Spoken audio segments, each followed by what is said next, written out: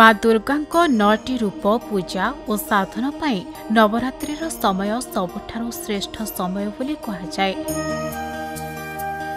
नवरात्रि रे श्रद्धारे माँ को पूजा करने द्वारा धर्म अर्थ काम एवं मोक्ष प्राप्ति होता है।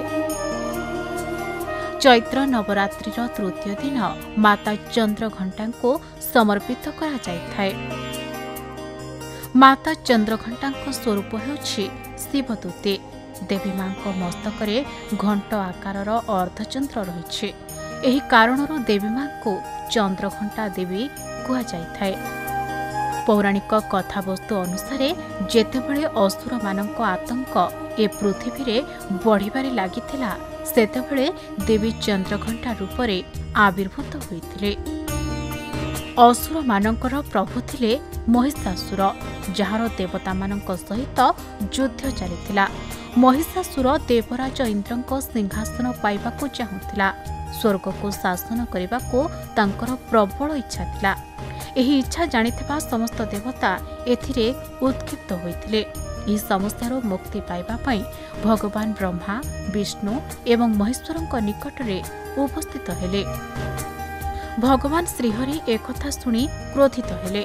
क्रोध हेतु तीन जनक पाटिरू बाहरिथिबा शक्ति द्वारा तांकठारो जणे देवी जन्मिथिले, जांको भगवान शंकर तांको त्रिशूल देइथिले एवं भगवान विष्णु चक्र प्रदान करिथिले। सेही भଳି अन्य देवता एवं देवी माने मध्य अस्त्र शस्त्र मान मातांको हातरे देइथिले।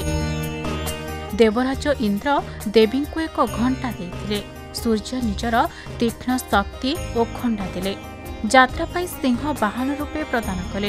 यापरे माता चंद्रघंटा महिषासुर पाखरे पहुंची आउ महिषासुर बंचिबा पाई मां को ऊपर आक्रमण करिथिला।